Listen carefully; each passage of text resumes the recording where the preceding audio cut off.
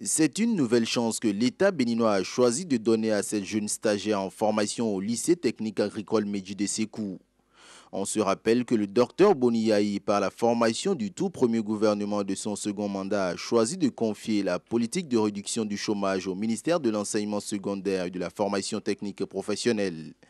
Ainsi, la direction de la reconversion et de l'insertion des jeunes, sous l'impulsion du ministre Alassane Djimba Soumanou, n'hésite plus à mettre en branle son programme d'activité. Nous avons des jeunes aujourd'hui qui sont initiés à la conduite des engins agricoles.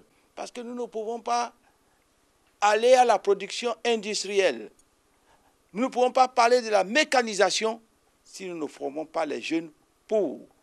Ils sont au total 160 jeunes en âge de travailler de différents niveaux d'études générales allant du BEPC au bac et venus des diverses communes du Bénin à entamer cette formation diplômante. Prévu pour durer 3 mois, le stage concerne une série de métiers porteurs.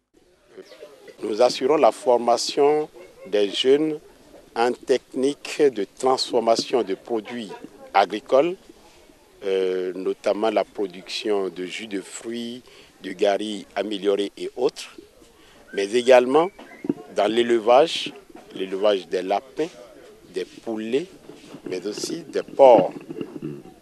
Et également, nous formons ici des jeunes maraîchers et d'autres jeunes qui s'occupent de la conduite et de la maintenance primaire des tracteurs. Depuis l'entrée au lycée technique agricole Medji de Sékou de cette première vague de candidats à la reconversion, le ministre Alassane Djimba Soumanou, comme à son habitude, suit de très près la formation qui leur est dispensée. À travers descentes sur le terrain, réunions avec l'équipe technique et pression sur les encadreurs, l'autorité n'a jamais caché son intérêt pour ce nouveau volet dont il a hérité. Parce que nous devrons désormais aller vers l'autosuffisance alimentaire, que ce soit en production végétale ou en production animale. Ceci est aujourd'hui possible. En moins d'un an d'activité et malgré les maigres moyens dont elle dispose, la direction de la reconversion et de l'insertion des jeunes peut se targuer d'avoir apporté des initiatives louables à la réduction du chômage. Comme ils sont là pour 3 mois, on a choisi l'élevage des poulets de chair, l'élevage des pondeuses qu'on a associé au coquelet, l'élevage des porcs et l'élevage des lapins. Puis on s'est dit que pour les grands animaux, ils n'auraient pas le temps de tout faire avant de partir. On est très satisfait, très convaincu que les encadreurs sont très dévoués à nous aider.